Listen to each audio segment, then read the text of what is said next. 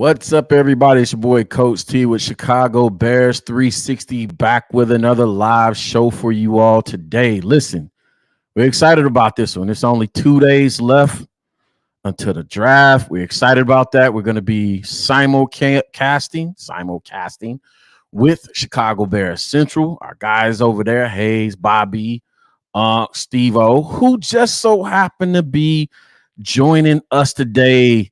Listen, we're going to have a good time, man. I'm excited about that one. Y'all know I promise y'all today you'll get your Coach T mocks.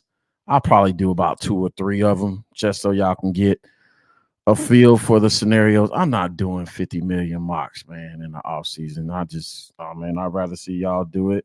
Not going to do it. Listen, we're going to talk about a few things. Let me check my notes right here. You know what I'm saying?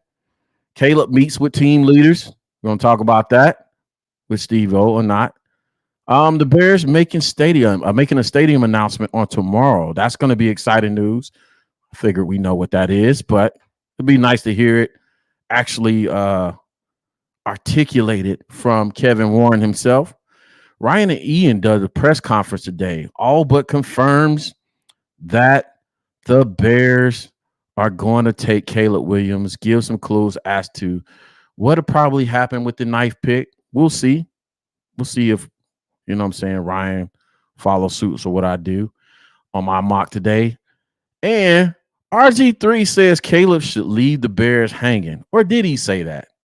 We're going to talk about that and so much more as we come back. Y'all know what's next, man. Cue the intro, maestro. Let's go.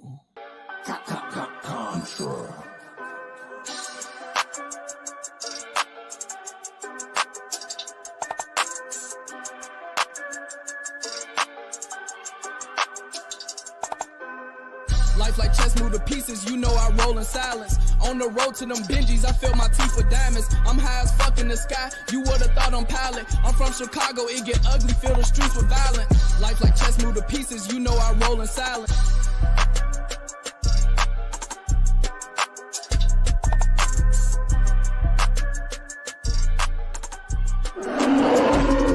Past, present, future.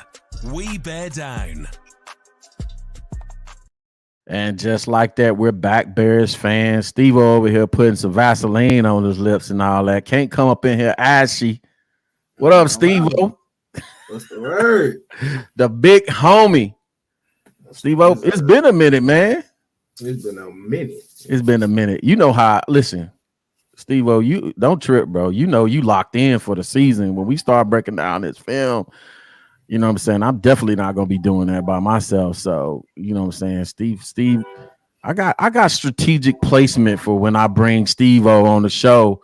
You know what I'm saying? Because when we start getting out to the nitty-gritty of what we really do over here at CB 360, and that's getting into that film work, then I go to my hired guns, my hired assassins. And Steve-O from Chicago Bears Central, the plug is in the house. What up, man? Man, what's the word, man? It's gonna be a great show. It's draft week. Yeah, man. Yeah, I'm excited. Me and the maestro producer, Julie's talking about that before the show got kicked off. Man, we ready for it to get here. I'm tired of mocks. I'm tired of talking about, everybody know who we take in. So, you know what I'm saying? I'm tired of what we gonna do at number 9. Well, y'all get a taste of it today because Coach T gonna do a mock. Y'all get to see what I do. You know what I'm saying? Much to my chagrin. Steve, I'm tired of all the. Yeah, when you get down to this time, especially that week, the final few weeks, man, you start seeing these type of trades that you can't even dream of. They be pulling shit out their ass, bro. Like, it's hilarious, bro. Yeah, these magic wand mock drafts, but you know what I'm saying, I get it. Your imagination, let it run wild. Plus, we bored. Plus, we get away from football. We bored. All the off-season beefs. I wish I could say my hands was clean too in the off-season beef campaign. It's not. I'm human. You know what I'm saying? Jay-Z said it in some song. He said, you know what I'm saying? It's like the more you run from it, the more you run to it. So it happens like that. Let's get into some of these topics, Steve-O, before we jump into, you know what I'm saying, the mock. And also, this is the Caleb Williams, live reaction show to Caleb Williams Pivot Part 2. So I got some clips related to the show. I want to show and react to live. But you know what I'm saying? The Bears, you know what I'm saying? The Bears, I'm gonna look at my wrong notes. The Bears met with had Caleb meet with the team leader Steve-O earlier in the week, or during his visit. It was announced earlier this week that when he met with the Bears top 30 or his 30 visit, Ryan Poles, Ian Cunningham, whoever powers that be, Matt Eberflus had him meet with the team leaders. You know, what's your reaction to that? Like, you know, they like, go ahead. It was very strategic in my opinion. To me, like when they announced it, we all knew they was gonna get the 30 visits. He was gonna visit Chicago again. You know, of course, they're gonna get the physicals there. But besides that, I'm like, I don't really know too much if they're gonna have another meeting with the front office, because I'm pretty sure you got everything you need to get out of those first few meetings you got a couple weeks prior to that, before the pro day. So I was hoping they would do something like that, you know. And of course, you know, you got the thing in the media where you had Jenna Johnson, some other players talking about like, you better not come in with that Hollywood, you know. And I think it's smart. Like if you're convicted on this is going to be the guy running for it, and you know the situation of the current Bears team right now, it makes sense to introduce your new quarterback early, because you want to build that as much chemistry as possible, and you want them to get to know him, because you want to get a feel for it, because you know, let's say that meeting went bad and they was like, they get back and like, ooh, I don't know this the guy, bro. And it's a multitude of the leaders saying that. Now you conflicted. Now that puts you in a bind where you don't know if what you're gonna do Thursday.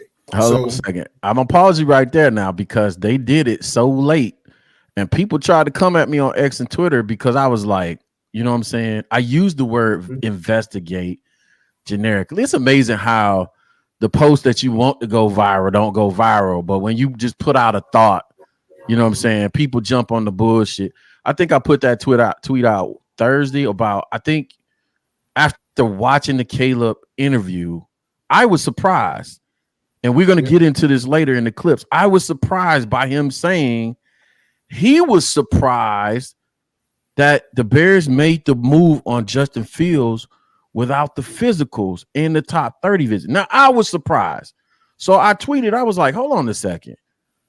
You mean y'all made the decision without the top 30 visit? So I'm like, okay, what else in the timeline don't we know? Am I tripping? Was you surprised by that statement? Yeah, it was something that caught my eye. I'm like, all right, you were surprised that they didn't do it. So that means y'all had some form of communication that they've been looking at you this whole time. Right. Well, I didn't necessarily look at it from that perspective, Steve-O. I was shocked that he said he came out and to me kind of threw Ryan under the bus, whether y'all agree with it or not. Yeah, like he kind of basically. And I got to pivot right fast. Do not. I'm gonna be nice. I'm gonna be nice. I'm not gonna drop no F-bombs. Try today. Y'all be cool in the chat. Don't make this a Justin Fields conversation. This is about due diligence and about doing your job as the leader of a professional sports organization. He said out of his mouth, Caleb said, and that's the last clip. By the way, Julius, we might as well, when we show the clip, start with that one, and we'll play it here because the show gonna go. I see where it's going already. He said out of his own mouth, he was surprised because they didn't have the medicals and it didn't do the 30 visits. So my inquisitive mind, my critical thinking, my analytical thinking, and then also mixed with my budding reporting skills, I'm like, all right, bro, what if I didn't know this? What else didn't I know?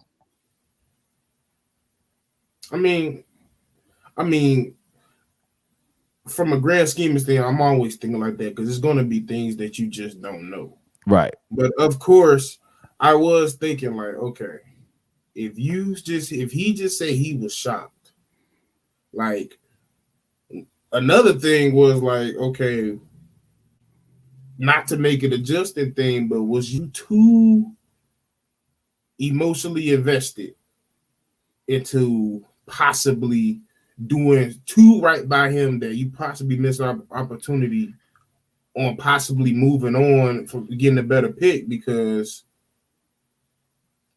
that's a nice little waiting time that you decided to do. So y'all, all right. How many cuss words I get today? How many cuss words I get today? I'm trying to do better. I'm not gonna do it. Because I'm just saying, as you want. What he said? He said many you won't. As many as you want. Oh, that's right. It is my show. I wanted to say something though, because me and you had a conversation about a month ago. All right. You said it on the show about Caleb when the whole news came out that he was trying to maybe he was trying to angle and see what other teams were planning on doing when they pushed the top 30 visit back. Maybe that's why he was surprised, because they had something else in mind, and then the Bears pulled a quote unquote reversal on him, and that's why he was surprised. Okay. So Julius is confirming my point. Y'all not finna gaslight the shit out of me on these talking points. You know what I'm saying? I've been riding this planet. I've been riding God's green earth for almost 50 years next year, not next month. Damn. I'm and don't say damn like Kevin Hart, Steve-O. Damn. Hey, you gotta make yourself 50 quick. All right. That was one F-bomb I dropped. Listen, I'm having fun with this, but at the same time, I'm very analytical. That's just the nature of who I am. I said that on the Sunday show. I'm very analytical. I'm very inquisitive. I like thinking. You know what I'm saying? And a lot of times I've been accused of overthinking. That's fine. I'm going to do that. That's who I am. So to Julie's point, to your point, which is why I raised my hand, because me and Steve-O never had a conversation about this. We never had a conversation. You said exactly part of what I was thinking. And to be honest, I haven't been watching you honestly as of late. I've tried not to watch any, but I'm trying not to watch. I've been trying not to watch anybody though. Yeah, but see, that's a whole nother topic of conversation, because I had to get on somebody's head because of that, related to this point they were coming at me on X or Twitter like, well, it was obvious because if you watched such and such and such and such and such and such and such. See, when I pause, I'm finna cuss, and I'm trying to refrain, man, because my wife be watching. You know what I'm saying? She know I cuss, but it hit different. You know what I'm saying? Yeah. Anyway, bro, I don't watch all these people. You don't have time. When you do this for real, Steve-O can testify to this. When you do this for real, right? You do it on another platform. When you do this content creation for Bears or whatever it is, content. I got a whole nother podcast me and my wife do. When you do this, you get in and get out. I don't watch other people's takes and see what they saying. And so get in and get out. You say what up. Dip. Yeah. If it was obvious to you that something was said or something was obvious to you, I don't live in your damn body. So it's not obvious to me. So you're not finna sit here and mind screw me into thinking that because I don't see the Bears world from your perspective, that is something wrong with me. What the fuck is wrong with y'all? I'm sorry, man. I'm sorry. What is wrong with y'all? Like we don't know everything, and we can't expect to know things. And because we don't know everything, as a human, you get to thinking that way. But I don't think people understand how it goes, Steve-O. You don't do these shows and these programs and Bears DIY media. The process is not, let me go watch everybody's material. Let me go pay attention to the national sports shows that lie to us 90% of the time, right? And then take their takes and regurgitate it. I hear stuff from here and there. I pay attention to stuff here. I pay attention to people I pay attention to. So I ain't gonna lie. I pay attention to people like Dan Orlovsky because Dan Orlovsky kind of does what I do, right? It's from watching the film and stuff like that. But other people, but back to the point that you made, that you said that I didn't say, that we didn't communicate about. You said related to the medicals and the top 30 visit, you said, well, if you, and I'm paraphrasing what you said, you didn't, this is not a direct quote, but you said the same thing I said. If you were going to do that without the medicals and without the top 30 visit, then I wanted to know what the timeline was, because, bruh, you could have been made your move and put yourself in position to make the Bears better, potentially, that we have more than 4 picks going into this draft. Literally, like months and weeks is the difference between 4 picks and 6. Literally, months and weeks. I'm discussions. Cook. Discussions. 2 to 3 discussions. I'm just saying, like, go ahead, Cook. That's Steve-O. my thing. Like, for him to say he was shocked. Take over the buttons for a second. Like, go ahead, Cook. This man over here cooking. Where we at? I'm gonna hit. Go ahead and talk. I'm gonna keep hitting the explosion buttons. This man on fire. I'm just saying, like, put him solo. Hold on, Steve-O. Hold up. Let this man cook. I'm going on stage. Let the man cook. I'm just saying, for Caleb to sit here and say he was shocked, that means that he thought because if he moved this thing back, that a move was not going to be made. So that means he knew that he was probably going to be a bear this whole time. So if he knew he was going to be this bear this whole time, I mean, Ryan Poles knew he was going to be a bear this whole time. So if Ryan Poles knew this bear was going to be a bear this whole time, you should have moved the motherfucker and you saved all the turmoil of what we had to deal with. Thank you. Can I come back up, please? I'm just saying. See, y'all, this is what I was talking about Sunday, bro. Because y'all will sit there and go to the tune of about 50,000 views and people talking hella shit on X and Twitter. Because I used the word I said we probably need to investigate the timeline even further, because guess what? In retrospect, and I'm optimistic, I'm hopeful for the Bears. But in retrospect, doing due diligence, if things don't work out for the Bears going forward, y'all gonna care later. Y'all gonna care later, and it might be a matter of because I said it. This is what, okay. You said damn, and when I said I'll be 50 next year, I'll say this. What I've learned after riding this planet for so long, usually the person that the person that is a trailblazer and a pioneer usually catches the rounds. That's in life and in my experience in combat. You want to be the first to go. Usually you're going to catch the rounds. So I get that part of it. I understand that part of it.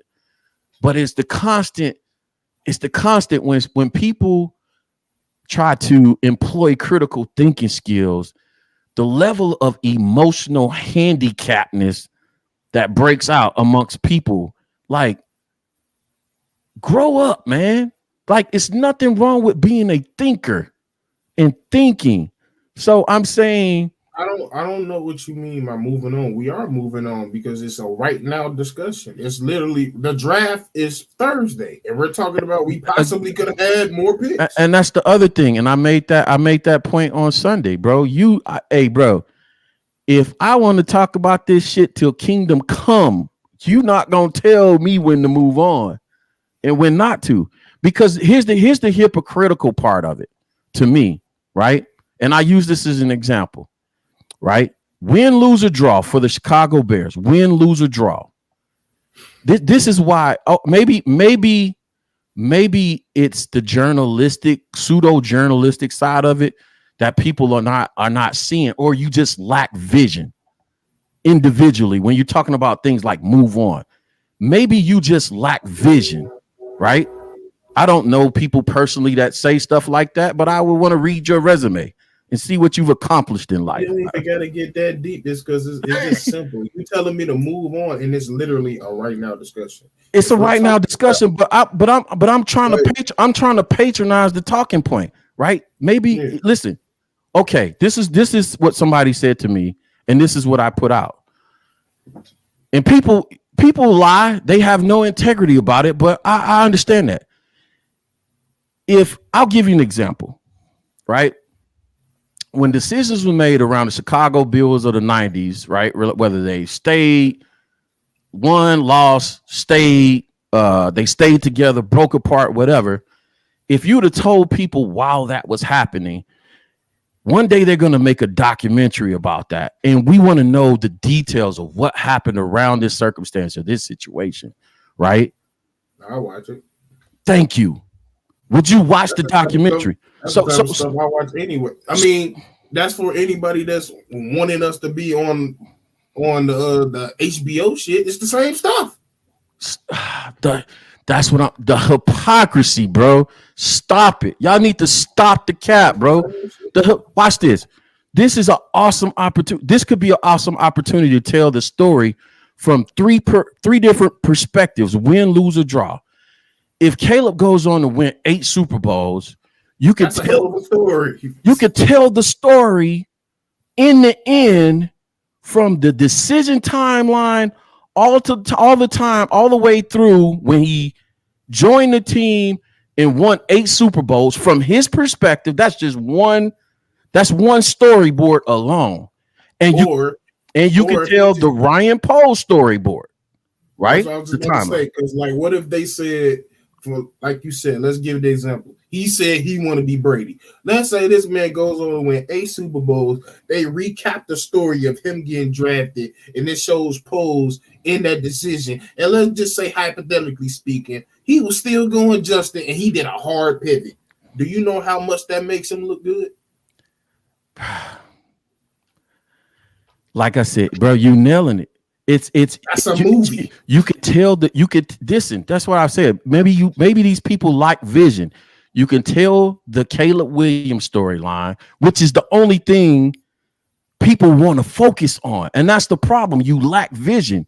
You only want to focus on the Caleb Williams storyline, but there are several actors on the stage right here. Y'all missing the point.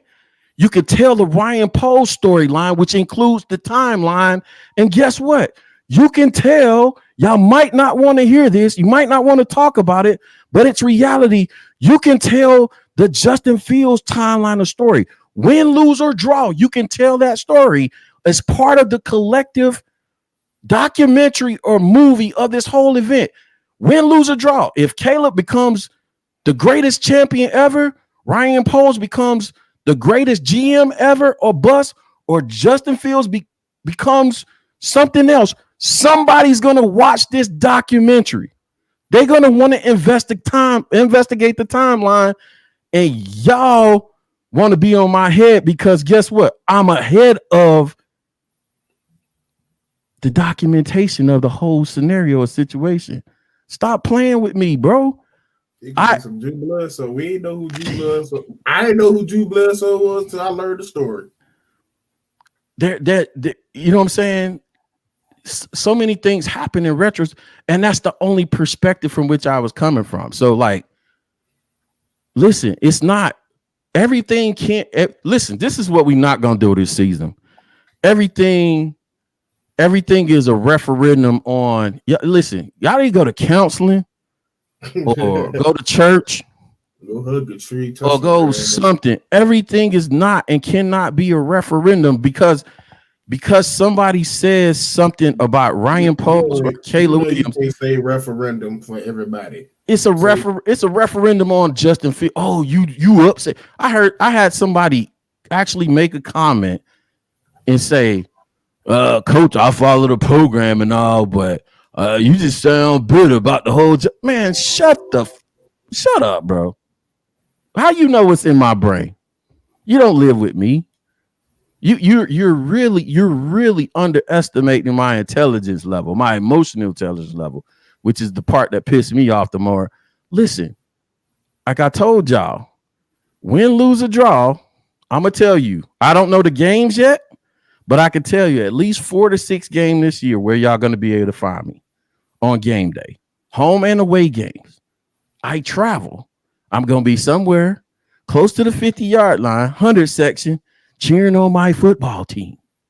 It doesn't matter. Because guess what? I'm not supposed to be here.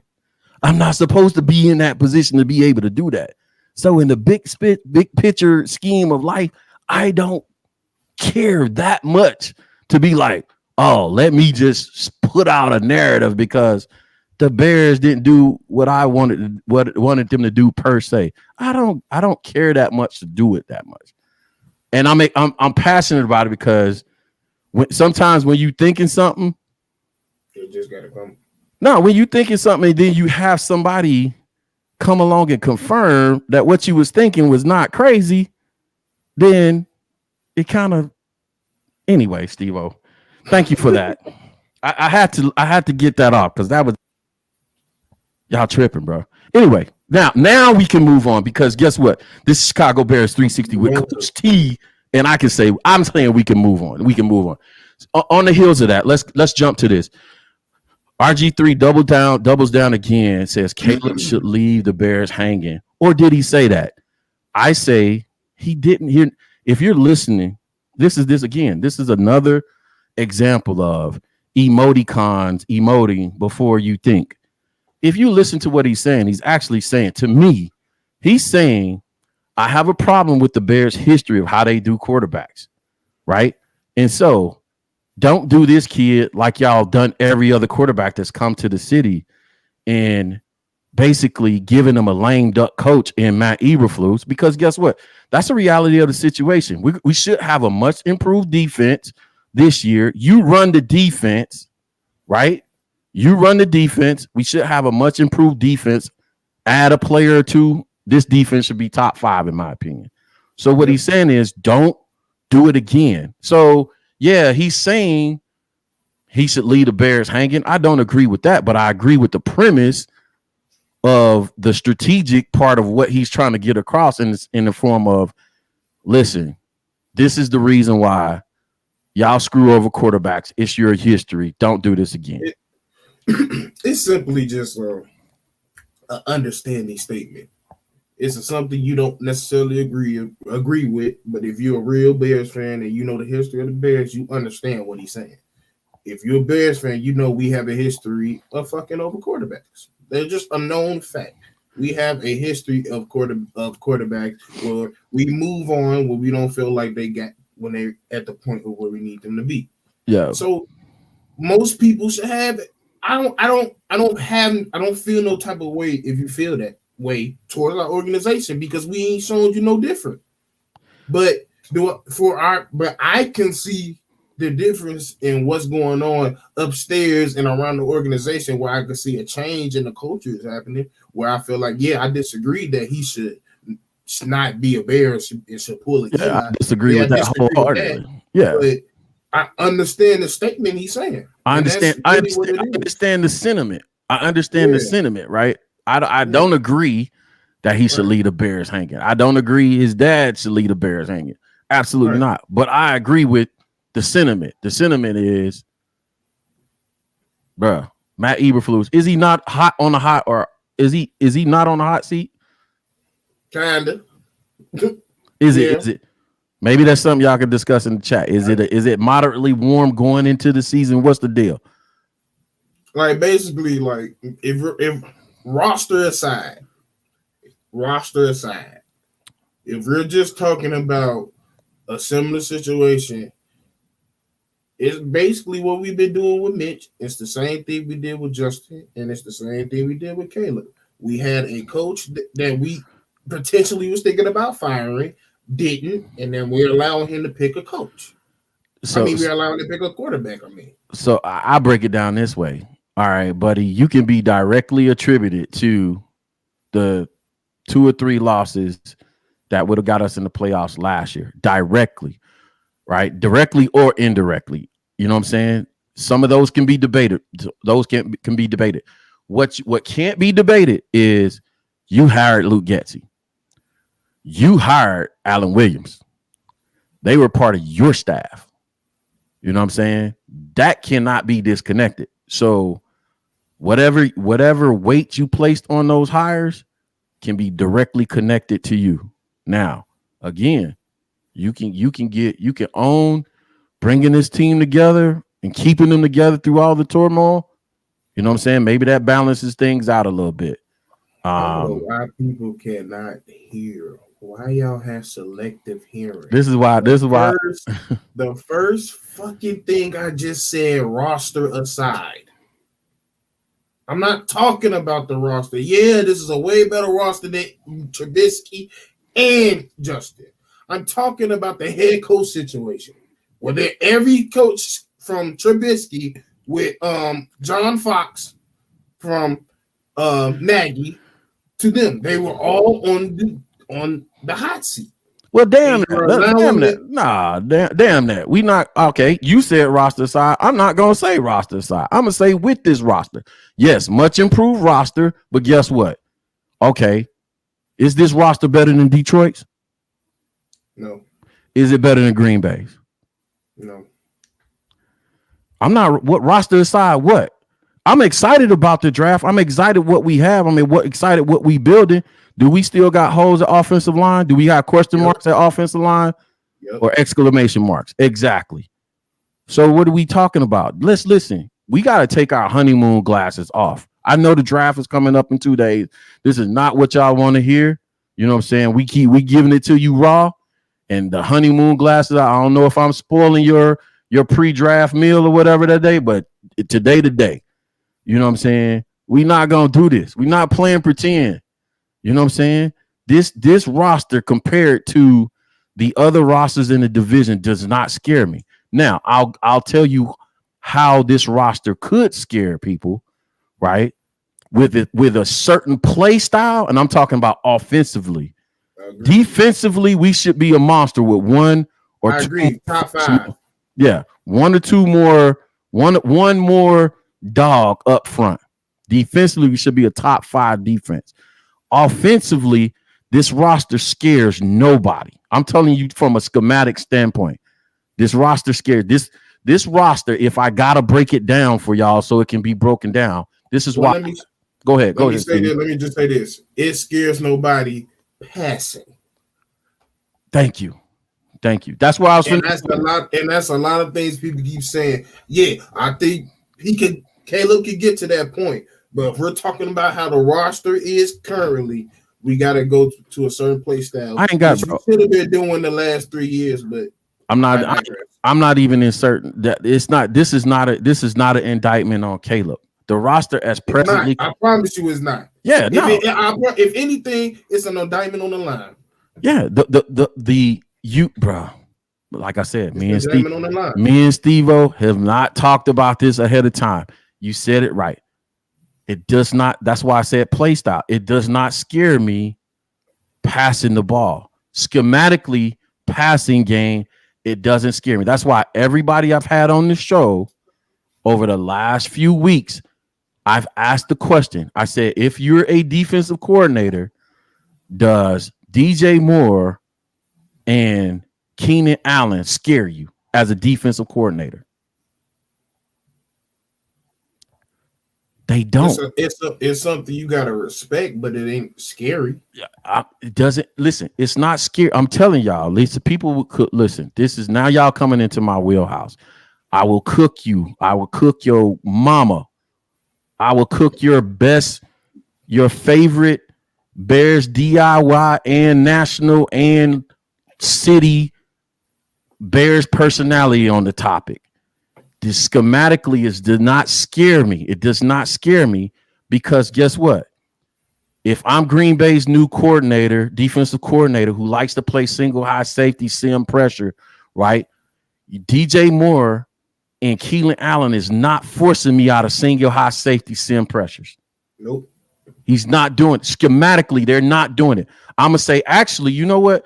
With what Keenan likes to do and what DJ Moore likes to do, actually, it works well schematically.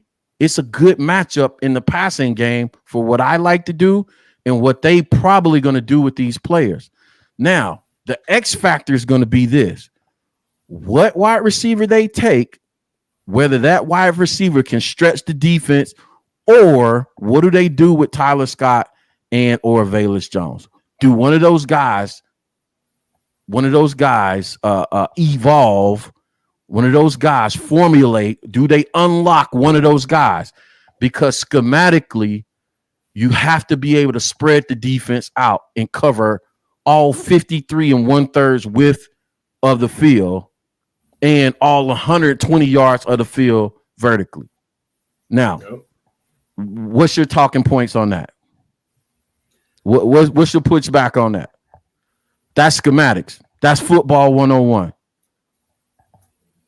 That doesn't scare me. So I'm anxious to see what we do at 9, but I'm also anxious. Like if we go wide receiver and we go dynamic guy or Dunze, Danny Shyman did a pretty good job of convincing me of being a Dunze fan. If we go a Dunze, that could probably be a solution, huh? You wasn't a fan at first? Nah, it's not the player, it was the fit. Again, going back to scaring me, right? If I want to play single high safety sim pressure, who am I afraid of that group walking past my corners? I think Rome could do that. He could. I mean, I'm an NFL cornerback. I'm like, bro, I just saw you drop a 4.45 out there. Shit, you ain't walking past me. You ain't walking past me. I'm finna get up on you. I'm gonna bump and run your young ass, right? I'm gonna knock you off your timing, and I'm finna get physical with you. I'm finna make you show me you can go past me. You not forcing me out of single high safety. Okay, well, how about if, hypothetically speaking, not Malik, but the other wide receiver at LSU? I gotta be concerned. I'm still gonna make you prove you can do it. I'm glad we had these conversations like this, Steve. See, Steve-O, you mom. That's a great question, Steve-O. I'm still gonna make you do it. I'm still gonna make you prove you can do it. But guess what? That NFL starting quarterback, he has to respect that 4.39 in a 6'3" frame. I'm still going to make you prove you can do it if you line up across me. I'm still going to do the same stuff. I'm still going to jam. I'm still going to get physical with you. But watch this. The first time Brian Thomas Jr. burns somebody in NFL, then it's going to be on notice. And guess what? Guess what that defensive coordinator is going to do? If he likes to play single high safety, guess what he's going to do? Too high. I need to keep a guy over the top because no way I'm going to let somebody single up Brian Thomas Jr. and I'm going to single up DJ Moore. Now, DJ Moore can cook. He can get open. It's going to be more so with his route running. He's going to get open, and he can cook you. You know what I'm saying? If you okay, but check me out. Cook me, tear it apart. I want you to tear. See, my thing is because Keenan can do so much nasty work in the slot, I think it could work that way, even if they are in too high. Oh, listen. If they in too high, then hell yeah, work. Keenan becomes Caleb Williams, Travis Kelce. If they go too high, I'm saying Keenan's gonna have 100-yard games out the wazoo if they play too high on them. That's what I'm saying, Steve-O. Schematically, personnel wise, the chess pieces wise, what am I forcing you to do? You know what I'm saying? Y'all, you know what I'm saying? People forget I did this. What in the chess match of the game, yeah, you go too high, or if you play if you go too much cover 3, Keenan gonna eat. Keenan gonna eat, yeah, every time. Because he can work. Where's the cover 3 successful? Where's cover 3? Where can you cover expose cover 3? You expose cover 3 on the seams. That's exactly where Keenan gonna be at. And that's kind of what I was thinking. Like with this pick, if they decide to go wide receiver, I think that's what they're thinking. Like I think that's how they're going to attack. Of course, with what we have right now, I wouldn't want to do it because I would want to run the ball. That's the point. You know what I'm saying? That's my point, right? That's part of the take. Part of the take is, and the part of the take has always been, I'm not focused. This is what I'm saying. I'm not focused on Caleb in season 1. I when we watch film throughout the season, I'm gonna be like, yeah, he did this nice. He did. I'm grading bro on the curve, straight up rookie season. He gets the same grace everybody else gets. And watch this. There's gonna be mass sweeping indictment on his play in year 1. And I can guarantee you what's gonna happen on Chicago Bears 360 What's not going to happen is you're not going to hear me say he is or he isn't in year one. I've already said I'm giving them weeks, somewhere between weeks 12 and 18 to flash even, right? But I'm not going to say, oh, yeah, we got one or we don't have one. I said about week 6, I'm expecting him to get into rhythm. That's what I'm looking forward to. I'm gonna give you to about week 6, and I should start seeing a little bit of more consistency, a little you getting more in your groove. And see, I'm not asking you to, and I'm not looking for numbers. I promise you, I'm not. I'm looking for good decision making and what they're asking you to do. I'm paying attention to what they're asking you to do. And that's what the whole film session is going to be focused on, right? Yeah. When we start off, it's going to be, what is Shane asking you to do, right? Because that's really the take coming out of college on Caleb was. My take was built on Caleb was, what was Lincoln Riley asking you to do? Yep. You know what I'm saying? Lincoln didn't ask you to make full field progression reads, you know what I'm saying, a whole lot in college. When he did, you were good at it, but he didn't ask you to do. So we learned out. 20. So we learned our lesson from Luke Getsy. We're not going to start the Caleb Williams era off the same way we did the Justin Fields, Luke Getsy era. We're going to make sure, and we know what Shane is asking Caleb to do. Hopefully, and somebody said this, I think Dan Orlovsky said it recently on one of the shows. It was the NFL Live show. Hopefully, Shane, no, Mina Kimes said this. Shout out to Mina Kimes because she knows her ball.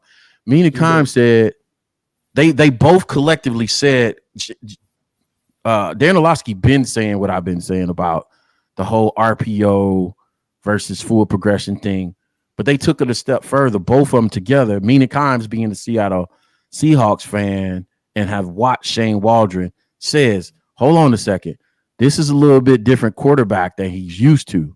So hopefully he mixes a lot of the zone read RPO game into the game plan, especially early on with Caleb, to allow him a sense of familiarity with a offensive system. And then he slowly migrates to him and he slowly implements some of the more pro style, more, mature, if you will, NFL mature offensive concepts. Yeah, I was having a discussion with Isaiah, and I was like, bro, how I'm expecting us to use Caleb. I'm sorry, we got to steal it from Green Bay. How they treated that boy up there in Green Bay. I used to be shy about saying it, bro. Matt LaFleur's job at Green Bay with Jordan Love was masterful last year. Chef's kiss. Started off with some little started off with some little carrots. Yeah. Little baby food. Little baby food. Now they eat some fruit. Now you start getting some food off the table. See if you can take some chunks off the table. Then when they get back to week 10 and 13, then you go see if you give them a rib or a steak. Yeah, by the way, just a reminder, hey, y'all run the likes up. Share, subscribe if you're watching this on the playback. I gotta have Steve more on because Steve, you came over here to start shit, didn't you? Why you getting me started, man? Get me fired up, man. No, it's listen. I want this kid to succeed.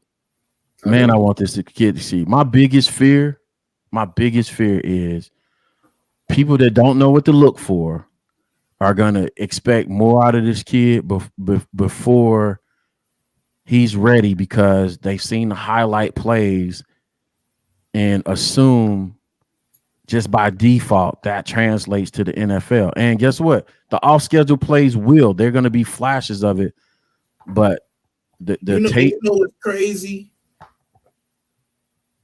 Some of these Caleb fans be telling on themselves, and they not even paying attention to Caleb because in that interview and on Pro Day, what plays was he running? Pocket stuff, drop back stuff, showing that he can do it from under center. 5-step drop, 7-step drop. He said it on the interview. And like I just said, what he said, I did that on purpose. Did we miss that point? He said it on the interview. I didn't clip that part of it up, but Yeah, he said it on everything. He said on the. I purposely scripted my pro day to show them that I can do what I haven't done in 3 years of college. Yeah. So don't. So based off that, why people be trying to play you like you crazy? Yeah. So I'm just saying, based off that, if they know ball like they say they do, if you going out here in week 1, week 2, and 3, expecting this man out here be going 30 passes a day, you ain't been paying attention. Yeah, I like 25. 25 max, 27 max. Yeah. He also said if you didn't listen, he's gonna do what it takes to win the game. He's not here for your highlight. He's not trying to be your highlight guy. He's here to win games, not be your highlight. He said, I'm not trying to wow you. Exactly. But yeah, he don't care if he might give you that 163 game with 2 touchdowns and you don't take it. Speaking of which, I think it's a good time to segue into some of these clips. Let's start from the bottom up. This first one, and we're gonna chime in. I love the discourse. I love the dialogue. You know what I'm saying? Y'all not gonna make me feel crazy is what y'all not gonna do around this football. This is why I can't wait to get back to football, because the football, the actual games, because they speak for itself. You know what I'm saying? I don't mean to toot my own horn, but when we get to breaking down this film, then yeah, okay. I'll leave it at that. This first clip, Kayla was asked how he deals with his dad and the rumors around his dad being involved and influence and the perception around the same. Let's hear what Kayla had to say and respond to it. Let's go. My dad tried to raise me to be a Redskin fan, is what I knew it as back then. Right. Now Washington Commanders. I couldn't get into it. I don't have a team now. My team was Green Bay when Aaron Rodgers was there because of Aaron. I'm a player guy and Aaron Rodgers is my guy, but I couldn't join the bandwagon. I'm still Aaron Rodgers fan. He's still my guy, but I couldn't join the bandwagon of becoming a Jets fan. I couldn't do it. So I'm still an Aaron Rodgers fan. If he's playing for somebody, I'm a root for him and things like that. So that's my answer to that. You know what happened. Hey, I guess we got our production notes mixed up. That was Caleb answering a question about, you know what I'm saying, his background as a fan. Was he a Skins / Commanders fan growing up? Did his dad convert him or whatever? Caleb said clearly he is a Aaron Rodgers fan, which by default might have had him pulling for the team up north. But I almost like that because he understands the rivalry. You know what I'm saying? If you watch Aaron Rodgers, you understand the I own Chicago statement, or I'm the president of Chicago, whatever that clown said. And you understand the rivalry and an opportunity to plant your flag and NFL history. Build a legacy, right? By the way, I like these numbers like this 111 viewing the program. Do me a favor, run those likes up, shares if you're watching on the playback. We hot in here today. You know what I'm saying? This not the show for the weak at heart today. Man, Steve-O. Man, I might have to message my boy Hayes and be like, hey man, you know what I'm saying? We need to we gotta negotiate a trade, man. I always love our chemistry, man. Was that the first one, Jay? Was that the first clip? That's what you told me to play first earlier. Was it one underneath that one? No. Oh, okay. Yeah. Let's go to the next one. Hopefully this will be on his leadership. And let's see how he talks about, you know, how he approaches leadership. Those things influenced you as a leader of a team? It's impacted me tremendously through my parents, of how they've led me, how they lead people. My mom's also she used to be at least, a daycare owner. And so she was always in the daycare, treating people and kids that weren't hers as if they were hers, and taking care of them, fixing, you know, her own recipes and foods and things like that, that I would eat at home. And then my dad leading his business meetings. My dad, you know, being a strong-minded, you know, black man that you know, walks to the beat of his own drum, you know, maybe in a profession that, you know, many years has not been, you know, very, very supportive of black men. Been in real estate development for, I guess, 30 years now. So, I think 30 years back, being in real estate development and being successful is, you have to walk to your beat of your own drum. And so in those ways, it's been tremendous for me for many things that y'all may see me do or may see in media that I've done for whether it's my guys, taking my guys to Heisman with me. And if they weren't coming, I wasn't going to go, taking the guys to go paintballing just to have fun.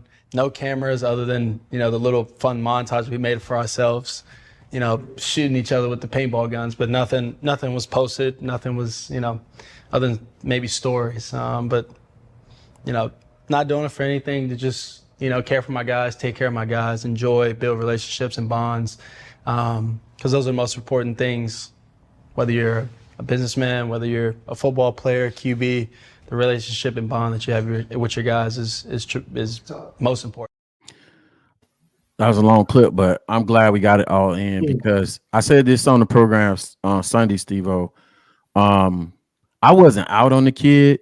This interview allowed, what I'm saying? Of course, I hate to keep repeating my age, but I said this on the Sunday program. Caleb is my son's age. Probably your age too, huh? Mm-hmm. Dang, Steve-O. I could have been your pops. Crazy is my pop's older than you. Hey, you know what? That's the funny part about it, us military folks too. People always ask me, like, why your kid so young, dog? But we start popping them out early and frequently, by the way. You know what I'm saying? Like, you know what I'm saying? There's not much else to do when you're stuck on the island. And anyway, I love this, man. I love this about the kid. And this is one of the things, man, that man, I resonate with so much what he said about that. First of all,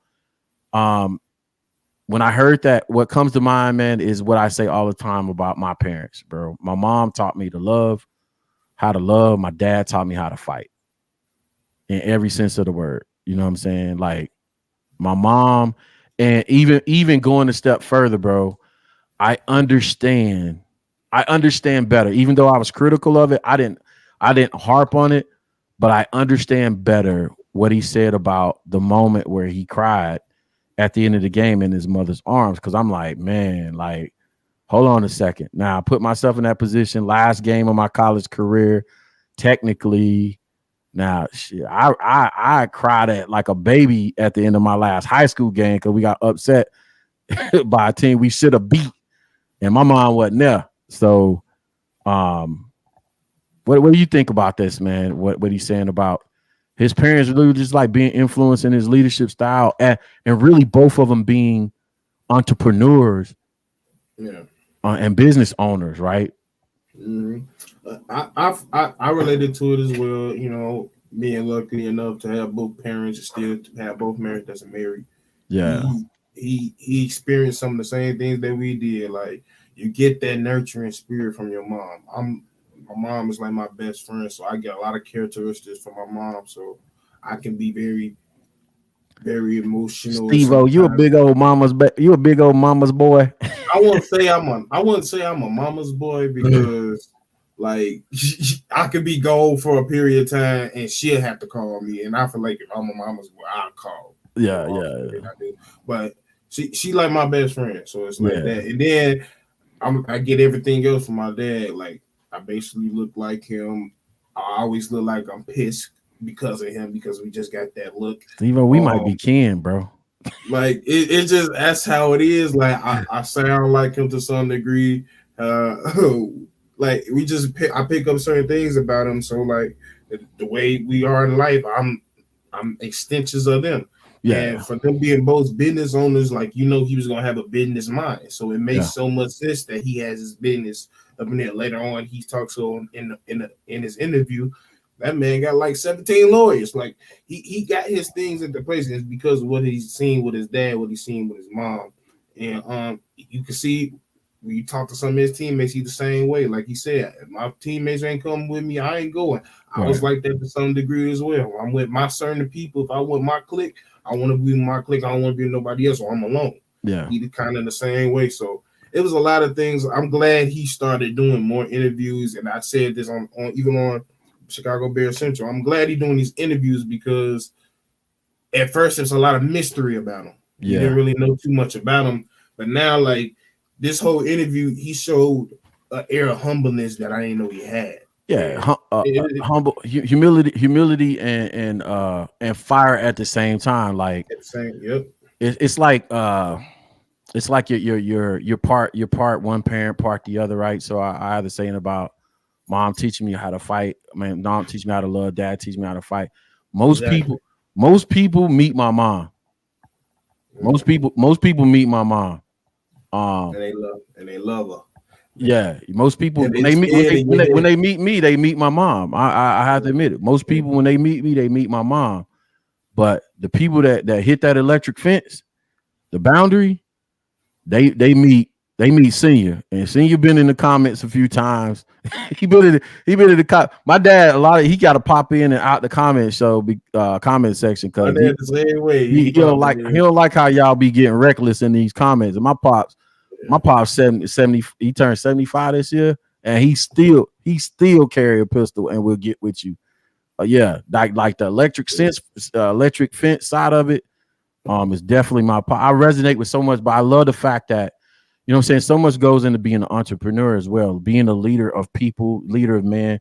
We call those soft skills in corporate. You know what I'm saying? You got to have the soft skills. You have to be able to influence people without necessarily having direct what they call absolute power over them. That's absolute power, which Ryan Poles and Matt Eberflus have, right? That's absolute power. They affect how they eat and they feed their families. They can affect their careers. Absolute power. But the other power is what Caleb has, is through influence and your ability to influence. You know what I'm saying? Don't make me run off the 14 leadership traits and principles. You know what I'm saying? I learned as part of being a Marine. Just Julius know all about that. And then also that part of it as well, right? Having been a part of the service, right? It's also what you said too about that's how I move, right? There's certain core values and principles that I have and I believe about life. And people, I get this part about myself. I understand that already. And it surprises me when people get mad when you're like that, right? So if we don't share a collective set of a majority of values and principles, you're probably not going to be in my inner squad. Because guess what? I need to be able to, like Caleb said, I need to be able to say, hey, if we have the same goals and values and all this stuff, and if we out together, Steve-O, Julius, me, we out together, we in Atlanta, it's downtown. It's like 2:30, right? And I know my city. I know when, you know what I'm saying, things finna slide and go the other way. So I'd be like, hey, fellas, you know what I'm saying? We out. I ain't gonna lie. You ain't going 2:30. 10 o'clock. Hey, you need to get home to your wife. What you talking about? That's what I'm saying. Like, even with that, see, even with that, like having a conversation about stuff like that. I'll give you a prime example, man. And I get it. Even as a elder, a OG, you know what I'm saying? My colleagues, you know what I'm saying? Last time I went up to North Canton, my colleagues want to, you know, hey, they want to go out to dinner, they want to go drinking, they want to go to the strip club afterwards. You know what I'm saying? I was like, nah, bro. You know what I'm saying? If I don't go to the strip club in Atlanta, what make you think I'm going to a strip club in North Canton, Ohio? Come on, dog. You know what I'm saying? If I'm going to the strip club, I'm definitely, if I'm going to go to the strip club, it's definitely going to be at Magic City, right? Or the Blue Flame. Come on, dog. I'm not going to North Canton. Yeah, I am not going to North Canton so I can see Miss 6 o'clock do her thing. But anyway, I like the idea, man. I think we got a great kid on our hands, great young man, good background, people to keep him grounded. But that's the one thing that got me. Like, I'm like, dude is a straight up adult already. Like, he was made to be an adult. I'm pretty sure he just got a call every time his thing go like that. It's a call. I'm pretty sure it is. But I think that's the one thing that kind of I was most impressed with running away from this interview was he is an adult. He's been an adult since he was in high school. And there's too many. It's not too many people that can deal with the things that he's done and dealt with these past 5 years as a young guy at his age. Like, even for myself, I'm pretty mature for my age, and I don't even know. That man said he had a high-rise apartment. Nah, that was crazy. Can you hear me? Yeah, I get you. Yeah, I had to switch cameras. Man, iPhone went to bed on me. Nah, he said he had his own apartment in high school. Like, that's crazy. But that's what I'm saying. He's been managing these experiences for a long time. What's the next clip we got for you, Julius? So now if I slap him, I don't feel bad. I don't feel no way. Right? So how does Caleb Williams I just can't slap disrespect? nobody, but well, you're gonna have too much money. Just slap people. How have you learned to deal with disrespect? Because you've gotten a lot of it, whether it be internet, but also just people speaking about you as they analyze your game and the person that you are. I don't mind confronting people. That's one. Two, and that's more on the, if I know people or if I'm gonna have to see people around, whatever the case may be, I don't mind confronting people. Guys on other teams and stuff, I keep quiet. I hold grudges. I hold all of that. And so when I see you, I'll remember it. And so when we get on the field and things like that, you'll hear from me. And so that's the football aspect of it. And the other side of it is kind of like how I do with the media stuff. If it's just somebody that, just wants to say something, has an opinion, whatever. But if it's somebody that has some influence, I'm not one to sit back and allow you to tarnish what I've earned and worked for, and how I live my everyday life, which is with respect, caring and love and taking care of people and working hard. And so, people coming out and saying stuff that have influence. So say if I didn't meet you, or even if I did meet you and you came out, you had an opinion, all good. You say what you want to say. But if you say things that isn't true, say things that, especially after you meet me or met me, that isn't true, then you'll hear from me. And so. Whether it's through publicly or whether it's through actually me just reaching out. If I had your number, you get a call from me. If I didn't have your number, and it was posted, you hear from it publicly. And so respect that. That's kind of how I deal with it. Yeah, Hey, Steve-O, are the Chicago media ready for that? I don't know. Because Buddy clapback game seemed to be pretty strong. It's very healthy. It's very healthy, and it's very petty. And that's the thing. Like, I think that's the one thing I liked about it is that he's very selective with his clapback. As he said, he says if I'm going to do it and you are a person of status, one, I'm gonna keep it respectful, but I'm gonna be very strategic about it. Now, if you just on anybody, I might go back and forth, hit you in there, or I might just ignore it. And I resonate that for sure because that's what we do with Chicago Bears Central. And people don't think we're gonna say shit back, and that's the funny thing. I'm gonna say some shit back, but that's the thing. Like, I hope the Chicago, don't be surprised years down the line if a lot of those a lot of those dumbass questions that are being asked to our coaches and players all throughout the years. Don't be surprised if he sit there and be like, yeah, that was a dumb comment, right? All right, next question. Right. He's going to say that. And he probably going to get killed for a week, and he don't care. That's what I was saying. Certain things that his predecessor probably let slide, I don't think Caleb gonna let slide from a media standpoint. That's the first thing. The second thing is the city of Chicago. Shout out to Strong, Independent, Beautiful Black who put it in there. Is the city of Chicago prepared for, you know what I'm saying, that level of self-awareness and self-actualization in a young, independent-mindedly strong Black man, right? You got to keep in mind, and y'all hate to listen. y'all hate to have a racial conversation because, again, this goes back to maturity, right, and emotional intelligence about it. Race is a fact of life, but sometimes, you know what I'm saying, you know, Justin is not out. He wasn't out there like that, and I'm just gonna call it what it is. He wasn't out there like that. Like that at He all. played, yeah, he played it close to the chest. I think once Caleb starts winning, and probably before, he's gonna be very visible. He's gonna be very outspoken. He's gonna be in your face. And it may be win, lose, or draw.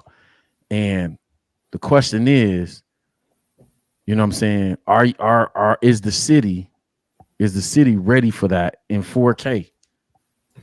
And you know, and that's why I say, like, I almost feel like I was about to ask you, do you think Chicago could handle a Cam Newton? Because in retrospect, he's very similar to Cam Newton. You know what? Ways. Hold on, Steve-O. Hold on, bro. I gotta give you another one, bro. I already gave you one. I'm gonna take the controls for another one right here. Set it off, man. Damn, bro. Steve-O cooking today. Hold on, dog. Perfect. Hold on, dog. You know what the connection is? I've been wanting to sneak this in the whole show, Steve-O, but I want y'all to catch this, what Steve-O just said. He pulled up Cam Newton as a comp mentally and mentality-wise to Caleb Williams. I've been wanting to say this the whole show. Every time I look at Cam Newton, not Caleb Williams, I don't see Cam Newton, but what I see is, having, you know, studied people, is a right-brained individual. Yeah. And right-brained people are the creatives, right? The creatives. My wife's right-brained, my son's right-brained, right?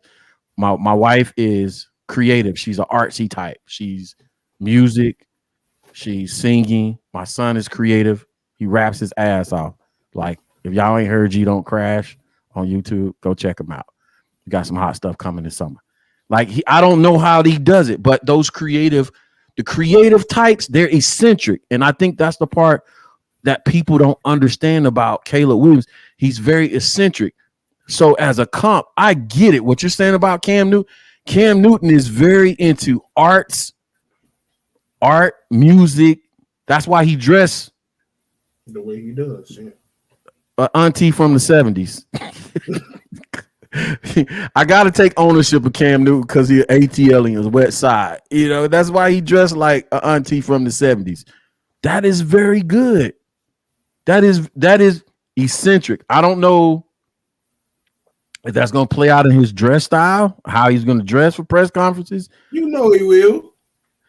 Listen, man, I'm going to tell y'all definitely, Chicago, I'm telling you, listen, because people think, I get this a lot. People think sometimes I be coming down on Chicago. I don't. I love Chicago.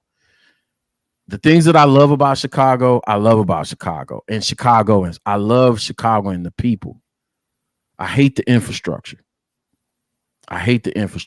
And what I mean by infrastructure is, it's how they build. The infrastructure is like if I build a funnel for a specific outcome, then you're going to get, like, you can build traps into your infrastructure to force a specific outcome. And having lived outside of that infrastructure, they basically build traps to lead people to where they want to be in Illinois and Chicago, right? As a person that kind of does this, I see it. When you come somewhere like here, like my wife moved down here. She doesn't understand how in Georgia or suburbs of Atlanta, you can, hey, Steve-O, you got one of them big old crazy barbecue grills and you know how to cook. You can pull up at a empty parking lot and you can just start a business. Ain't 50 million permits you got to get. None of that. If you got a hustle down here, you can get money. No, you bro. Get no ticket? No. For you. If you listen, Steve-O, I can literally go fire up the grill right now and put it in the back of my truck. And if I'm doing dogs and burgers, go sit up in an empty parking lot and get money right now. It's not Big Brother. It's not. So yeah, Atlanta is the place of hustles, man. It's the place of hustle and free enterprise. It's the infrastructure is built for you to get money. The infrastructure is built for you to succeed. So when I'm up there and I gotta pay attention to when I turn on a red light, if I'm gonna get a $500 ticket, we don't do that. Red light. You gotta watch for them cameras that they didn't move. That's what I'm saying. 50 million cameras. Right. Yeah, that's the thing. Like, it's different because we in debt. So we trying to get as much money as we can get. I say that because things like that are built in the infrastructure, and to people that aren't from there, that matter. Listen, you going in my pocket matters to me. I lived there 2018. We got married, by the way, anniversary this weekend, April 21st, 2018. I was there. I was born in Gary, so I'm not a stranger. That's how I'm a Bears fan. Not a stranger to the city. All the way up to about 9 or 10 years old, and then back and forth. You know how it is when you split custody, right? So, but as an adult living there, I'm like, bruh, what is this? I'm used to free enterprise. I'm used to being able to get my money. And when you start messing with my money, and then when I start paying attention to the infrastructure, reason why I say that, let me get back to the point, is that matters to people that's not there. And it's built into the psyche of the people that's there. Because I tell you, a good experiment is, I use my wife as an example. She come down here and she's like, you don't have to do this to do that. I'm like, no, just go get your money. You don't have to do this to do that. Oh, you don't do that. Oh, y'all don't have red lights at the stop sign at stop. No, we don't have it. Go ahead and do a California roll and keep it pushing. You know what I'm saying? We don't do none of that, right? But the people I love, the people of Chicago I love. Now, conversely, down here, everybody want to be a rap star. Everybody want to be somebody. So you get a lot of flogging and high sighting. Either way, I don't know how we got on that topic. Next clip. Sorry about that. I know. Y'all got to keep me together. There was speculation and people try to make it. Oh, by the way, Caleb said he will get at you. He will get at you. By the way, is that the last one, Julius? There was speculation and people try to make it, somebody else might go number one. We've known this the entire time, right? Ryan Poles and the Chicago Bears trade away Justin Fields. On that day, when that happens, what's your first thought? I was in the car. I was driving to a business meeting, and I'm listening to music, bobbing my head. I probably got on Drake, and I'm chilling. I'm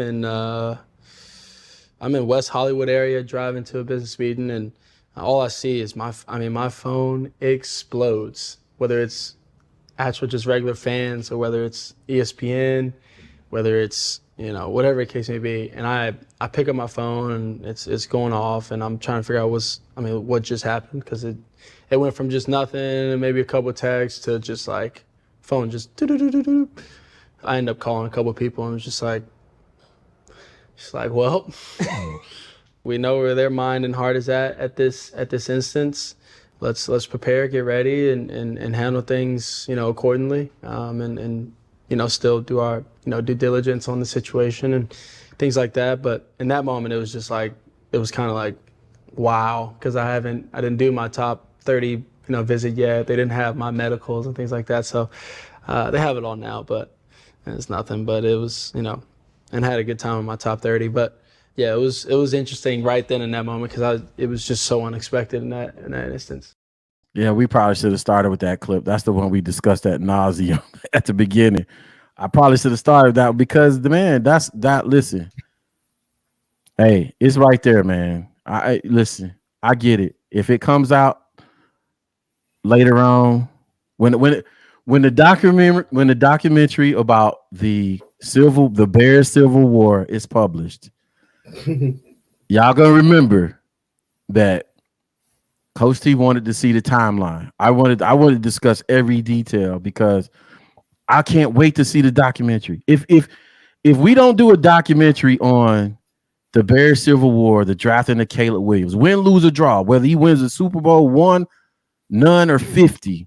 If we don't do a whole documentary about this whole thing, somebody was wrong. And I'm talking about the big ESPN 30 for 30. Somebody should cover all the tweets, all the videos, all the back and forth, all that. It has to be. You know what I'm saying? Steve-O, your kid's gonna talk about this.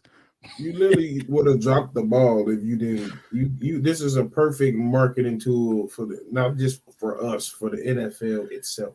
Hey, Steve-O, your kids are gonna talk about this Bears Civil War like my kids talk about Freaknik. They like Pops, Dad, you was at Freaknik? Yeah, I was at Freaknik. I'm from the southwest side of ATL. That was called regular spring. That was spring break. That's all it was. You were disgusting. And you was disgusted doing that. It was some disgusting shit doing this Bears Civil War. It definitely was. Hey, it was live. That's all I gotta tell you. Yeah, you had to be there. Hey, let's slide to the DM section, man. We're gonna take. I got a few nice, good comments. I want to address to the DM section. Shout out to my backup camera doing this job on the MacBook. Man, my iPhone was just like, bro, we not playing along today. Just wet the bed on me. Yeah, but hey, y'all get to see the secret sauce. I went to listen. Me and Steve-O so locked in that I went into Steve-O camera mode. we rocking a similar background setup. I'm gonna slide to the DM while I know the maestro handling some business right now. So let's slide to the DM. Let's go. Did you get like some crazy DMs or what? Very surprises or no? You're talking like blue check marks? Yeah, like people who be sliding and I'm like, wow, y'all fuck with me like that. Hey, y'all rock with us like this. Coach T and Steve-O. Having fun, man. Steve-O always, bro. I missed you, man. I gotta say, more of these, I missed you, bro. I can't listen. By the way, Steve-O was talking about he was talking about how they clap back on Chicago Bears Central. That's just a good sign, everybody, y'all. We gonna be simulcasting Chicago Bears Central for the draft on Thursday. I'm just telling y'all right now, bro. I'm forewarning y'all right now.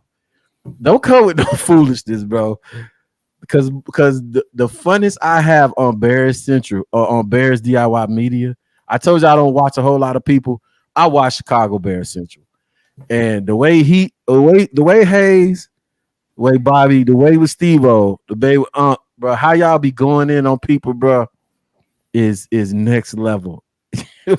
I can't keep up, man. But y'all better be prepared, bro. You know, you just gotta bring the sense of you gotta bring the Chicago lunch table into the aspect. Most people ain't never experienced a Chicago lunch table, so you gotta bring now. I will say, Steve-O, you got a chance to witness my roast skills recently. How my roast skills? Because I had to take it back to 1989, 90. Hey, I thought some Crips and Bloods was about to jump out the way you was talking. I was like, hold on, bro. Hey, they I want to say they was roasted because your roast go straight to. I see why you got into a lot of fights. Yeah.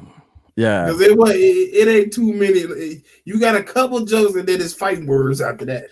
Yeah. That's basically what it is, man. That's why I gotta be cool. I really gotta be cool. I gotta keep myself cool because it's like that. But that's what it was in the 80s, late 80s and 90s. It was like, all right, I'm tired of joking, bro. Are we fighting now? It's like, you know what I'm saying? I ain't finna sit here. We like, you know what I'm saying? We didn't cross. By the time your mama came up, then we was already ready to go. So. That's the thing. Like I think, like especially at our city, like that's just a tier. Like it's just a term of endearment. Like we just do. Like grow up talking about my mom. My mama talking about me. My dad talking about me. I talk about me. I talk about my grandma. My grandma talking about me. That's how we are. And the thing about it is, though, I said this Sunday, man. I'm not a tough guy, but I like combat. I like to fight. I'm too old. I'm too old for it. I'll admit that. See, that's the difference between people. I don't like fighting because when I fight, I black out and I forget what I do. No, I like combat sports. I like MMA. I still train. I still do my hitting skills. We call them hitting skills. Like, you gotta realize, I used to do security, so I used to be a bouncer. So oh yeah, I knew that. I had to stop. Yeah, because it just for one, you ain't in a good frame of mind. I got tired of fighting people every week, and it get old. It get old. See, the thing is, I can't. Man, I love. Like, I'm gonna be honest with you. I want to get back. I want to get back. I would love to be able to box, but unfortunately, the way my health is set up, I can't. Okay, so can't George for me. Yeah, I can't. You know what I'm saying? There's conditions in place that if I bleed, I bleed out. But that's why I shoot. I'll leave it at that. Speaking of, that'll be a great segue into this. That's why I shoot. That's why I'm great with sight alignment and sight feature. That's a great segue into Jay Sanders' comment. He said I'm terrified of Gary. His follow-up comment is this: I'd rather live in O Block than Gary. No disrespect. No, you wouldn't, bro. I was just dropping somebody off at O Block, just dropping them off. They had no. I'm not. No, they had 4 black SUVs, one sideways in front, one in front of that, and the other one in front of that dude outside with a AR. I'm like, who in there? I got one of those. I got one of those. I didn't. So they was teasing my post for Sunday, Steve-O, because I went to the range. I put my brass knuckles up, and they're clowning me for my brass knuckles. Listen, I literally cannot get in the fight. I can't get in the brawl. It needs to be a one-hitter quitter, or I need to pop you. You get you off of me. Shout out to these dudes clowning Cam Newton dress style. J2K say something about Lego parties. and Booker World say he dressed like a Batman. That's crazy. That man been a Joker wardrobe for real, and he been listen. In case y'all think we dress like that down there, no. Cam is one of one. I've never. No. Atlanta got a weird dressing culture. I ain't gonna lie to you. It's not your age, period. Oh, okay. Now I'm finna say for real like that. Yeah, For one, I don't know why y'all wear coats like that when it be hot as hell. Y'all stay down there with coats on. It's a fashion statement, bro. I wear hoodies in the summertime. They be 60 degrees and y'all got winter coats on. Listen. I'm loving the dialogue, man. Y'all funny to me, man. Bruh. Y'all got a weird fashion statement down there. Nah. You made me think about the young bulls. Yeah. I don't understand these wearing jeans backwards, all these crazy colorful shoes. And I like colors, but don't get us mixed up with Detroit, bro. Nah, I don't understand the big block shoes. That's crazy to me. And I never thought bell bottoms would come back, but it seemed like that seemed to be a thing, even in the NFL. The bell bottom kind of fat, but it's not though. I don't like the wide bell bottom. I like the long bell bottoms. Steve-O. I got a few comments. Keenan said Keenan cooked the NFC North last year. 215 yards versus the Vikings, 175 versus the Lions, and 115 versus Green Bay. Listen, that's what I'm saying. Shout out to Do It All 36. Yeah, man. If he gets you got to get the right kind of coverage to be able to pull that off. And if they go single high safety, I expected him. This is gonna be an odd comp, but Keenan Allen should be our Travis Kelce for Caleb. He should be a safety net for him. He should be able to read. It's not an odd comp if you understand the formation in the schematics, right? Yeah. No, it's he should be the one finding where to be open. There you go. So Caleb knows, all right, this dude gonna always be open. He knows how to read coverages, find the holes in the coverage. And again, where does it become the most difficult to figure out where those holes are. Too high safety. Too high safety, what are you going to get? You're going to get cover 2 man, which is easy to beat, easy to diagnose. And he going to know that before the ball snap. Yeah. What's hard to dictate or what's hard to figure out is what to do in cover 2 zone. Is it going to be really a true cover 2 zone? Is it 4? Is it 6? Any even number coverage? But I think he has an answer for the underneath. I think Shane Waldron has an answer for the underneath. What I'm asking is, what's the answer for to keep them honest strategically, schematically? That's going to be something that we're going to report here on CB 360. So tune in. Sundays at 11. Whatever those other stats are. Shout out to Jay. Jake2K in the building. He says, I know everyone is high on the Doomsday, but I have guys like Thomas and Worthy in the same grouping. You ain't by yourself, bro. I like Worthy and I like Thomas. Yeah, I don't. Again, so it gets weird. It gets weird when you start doing. You tell me what you think about this, Steve. For me, it gets weird when I go from doing liming film and when I get weird when I go to do a receiver film, because now it becomes about fit and what the coordinator likes to do, right? And people always don't pick up on that. Like, you know what I'm saying? I know people think, oh yeah, X, Y, Z. Well, every coordinator don't like to do that. Shane likes to run a lot of 12, 13 personnel. That's why it makes the wide receiver 3 hate him. You know what I'm saying? Jackson Smith Enigma, is that his name? Yeah. Hope I butcher that dude's name. He didn't like him because that wide receiver 3 don't get a whole lot of action. You know what I'm saying? Not saying that he can't change. I hope he does evolve his offense. It's going to mean good things for the Chicago Bears. But yeah, no, I agree with J2K on that. Here's the hot take. I love Brian Thomas Jr. I don't compare him to anybody. Direct on in his draft. I like him as a fit. I like him as Shane's DJ Metcalf. Roma Dunze can do that, according to some people. They said he can be Shane's DJ. But I like, up and down body type. Brian Thomas Jr. is a lot thinner and more wiry than DJ. I mean, DJ was built in the lab. What you want to say? I see you got something. You got something brewing. See, the difference is they're two different type of playing styles. Like, I mean, they're similar, but like he don't have the mass that he has. Nah, and I don't know. And I don't know if he's. What are you talking about? 99% of the Earth's population doesn't have the mass. But that's the thing. Like, he built like a linebacker and can run a 4.3, and he can high point the ball. And he got strong hands. Like, I think what makes Roma Dunze is he's twitchy and he's quick for his size, and he's solid at route running. Versus DK he ain't the nicest route runner, but he doesn't have to because he's faster and he's more athletic. So if you just throw it up, he'll go get it.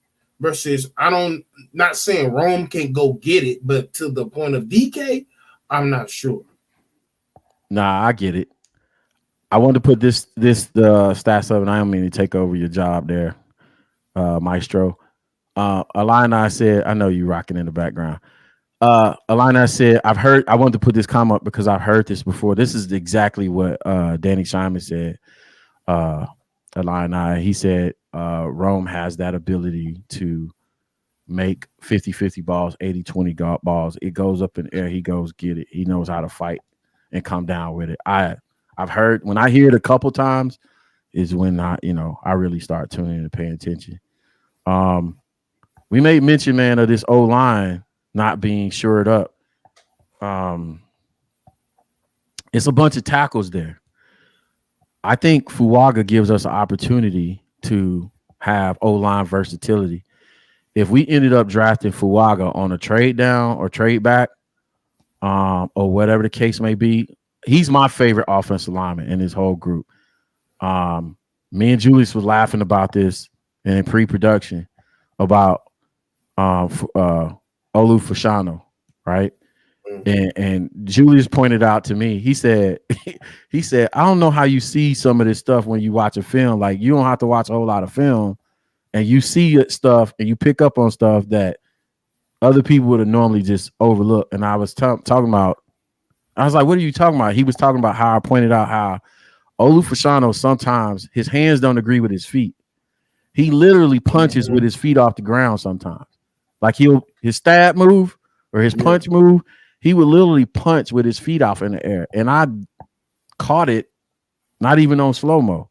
You know what I'm saying? It's just when you had enough reps at it.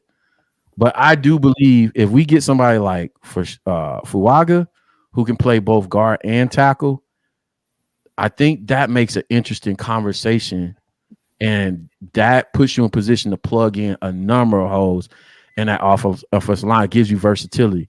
So say, for instance, if Braxton Jones decides to wet the bed this year, you can decide if you want to move Darnell Wright to left and put Fuaga at right? Or if Braxton's good, he's solid, you can say, all right, I can put Fuaga perhaps at guard on the right side next to Darnell Wright, which, by the way, his mouth to my ears directly, he said he wanted to play with Darnell Wright, by the way. That's why he's my favorite guy. Like, there's a number of things you can do with that guy, but I still think this O-line, man, I feel like we need to do. Yeah. It's not a done deal. Yeah. Brian White says. Yeah, that's the thing, though. Go ahead. No. Go ahead. Finish your comment. No, I'm just saying, I think that's the most important thing. Like, if you got a chance to improve this line first, should be your main focus. Trenches, period. I say trenches should be your main focus. I'm gonna be all right with a weapon, but I think you need to go for your needs more. Weapons is more of a luxury right now that we don't have. I agree, man. I think that's why quite honestly, unless it's on a trade down scenario and it's just an absolutely gotta take the player scenario, I think they move on and they go ahead and try and solidify and get us some more skilled players. Steve-O, man, you get to participate and witness the one and only Coach T mock draft, and we're gonna get you out of here. But I'm definitely gonna chime in for you on the input. So if you don't mind sticking around, hanging out with us, I promise the folks I'll do this. Y'all only get one. Well, y'all get today. I'm gonna do probably 3 of them, 2 of them, 3 of them, and then we out of here. Cause y'all know this not my thing, bro. Everybody in they go mock draft crazy. Did I even sign in? Oh no, I'm signed in. Bro, it took me 2 weeks. It took me a week to figure out how this worked. Let's get it going. Here we go, man. Mock draft. No kind of segue. We just getting it straight into it. Guess who y'all think I'm taking in number 1? Caleb. Yeah, okay. That's easy choice. Hey, so here's the first one, right? The first one, guess what? The first one is I'm taking obviously straight down the line blue chip players. I'm not passing up on Joe Alt. In this scenario. It's just you don't do that. You figure out a way to make it work, and we can shuffle some guys around. O-line. Right here is where I'm start playing around a little bit because I feel like in this situation, a lot of these position players we don't need. We need wide receivers. We need some weapons, but I don't know. I'm being 1,000% transparent with you. I don't know these wide receivers. Devontae Walker. I need input from the chat on this one. We need wide receivers. So Devontae Walker, Carolina, Johnny Wilson, Steve-O, you got something for me? You know these dudes? I know Marshawn Lloyd. I know some of them. They ain't nobody I'm piquing my interest though. Yeah. But I'm gonna say we need a wide receiver. But this is what I'm gonna do to get that wide receiver. 1, 2, 3. I mean, I do like 4, Troy 5. You like who? Troy Franklin, the third out of Oregon. Franklin.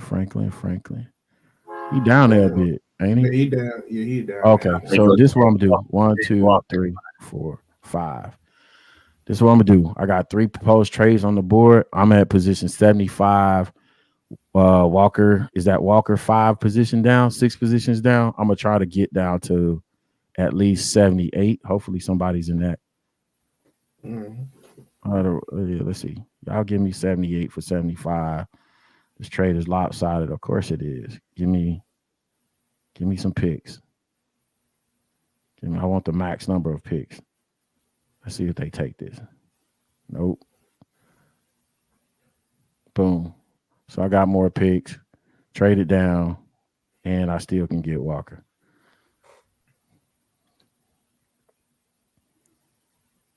I got us one more pick. They got an edge. Hey, I'm sorry. I'm gonna have to do this to y'all. I know he got a DUI. 122. And who offered me a trade? Who offered me a trade? Nah, bro. We're not going that far. Let's see, 4 positions down. 1, 2, 3, 4. I'm gonna try and go down 2 to 24. Trade down to 24 and see if I can still get my dog. Hey, I like the kid. You know, that's why these mocks don't make sense to me sometimes, because your bias is built into them. Yeah. I'm old. That's all it is. Get off of my lawn. All right, let's see if we can pull this off. No, that ain't happening. 22 for boom. I'm not a businessman, and my guy's gone. See? That's why you can't play around. But guess who else is there? Man. Somebody tell me who to pick. What picks I got? Do I have I'm not missing on Dwayne Carter. If I didn't get Sweat, I'm not missing on Dwayne Carter. I know them. Is Brendan Jackson any good? Let's check out his card.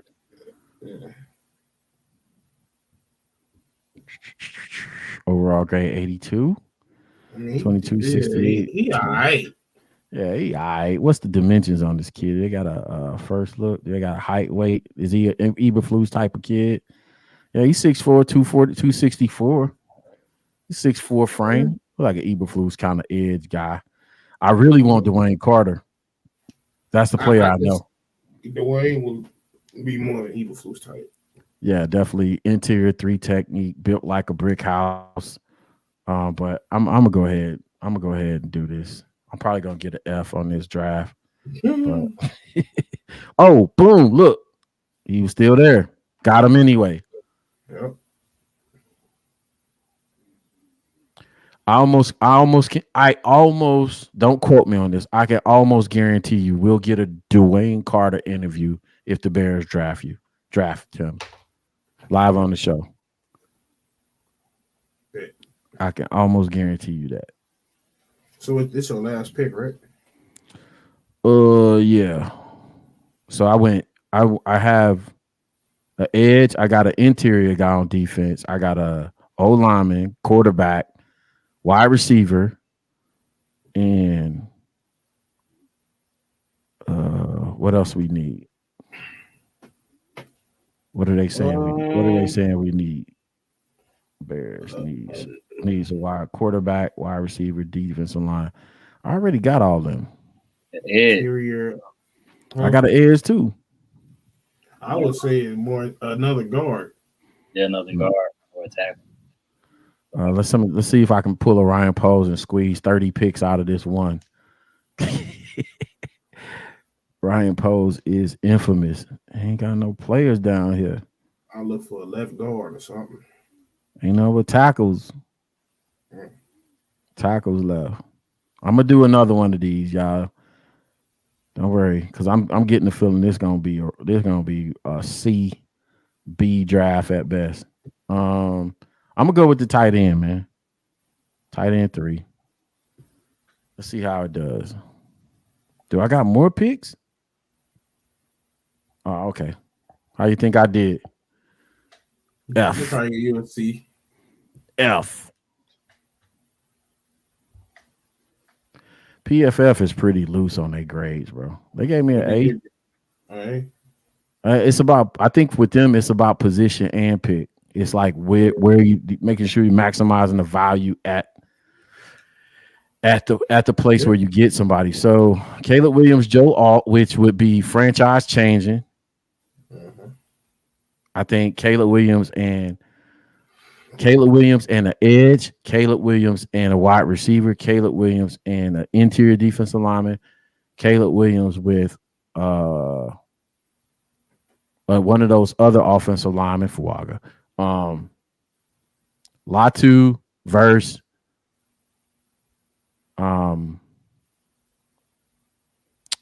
interior. Who am I thinking interior is a game changer?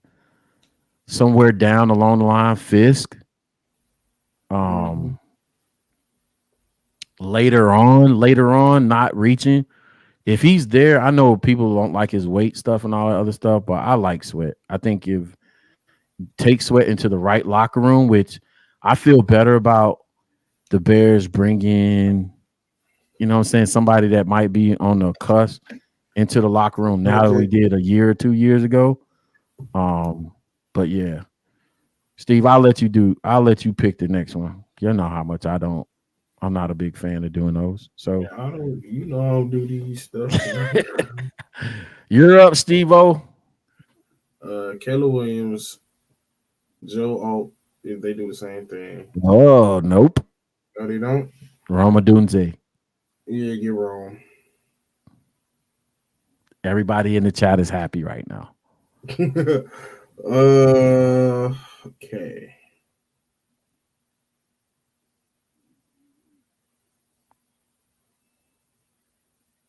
I know who I'm going after. I'm gonna let you pick. Can you zoom in a little bit? God dang. Zoom in, bro. You better put your reading glasses on. Zooming in. Come on, Steve. I'm fat and I'm hungry. Go back up. Excuse me. What is the third round? This is pick 75. I think you want a piece of Coach T advice? You got 1, 2, 3, 4, 5. Let me see this dude's card. I'm hearing a lot about this dude right here. Javon Baker out of USC. Overall grade 82, 72, 75. Pretty consistent production. Snaps, where the yards at? Production. Hearing a lot about, buddy. I'm gonna let you do it. I'm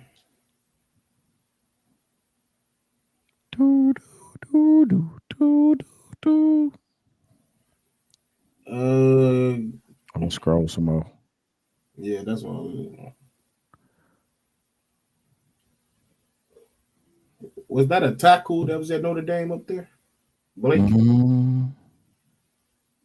Yeah, Blake Fisher.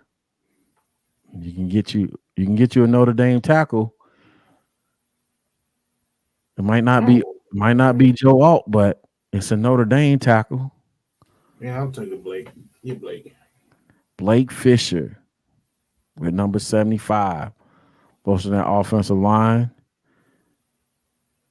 Maybe he can move the guard.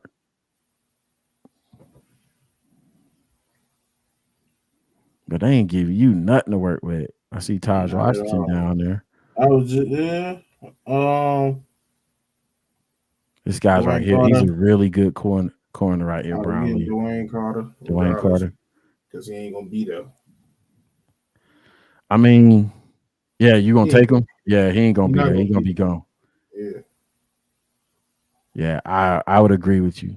I think a lot of people probably underestimate Dwayne Carter. Side by side with Fisk, they look like the same dude. Fisk probably got thicker lower body, But Dwayne built like a man child up top.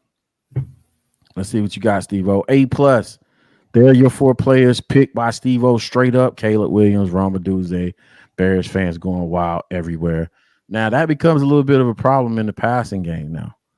I think it becomes more of a problem. I wouldn't give it the full seal of approval yet, but y'all selling me on Roma Dunze, man. So I'm feeling y'all, man. I'm rocking with you on that.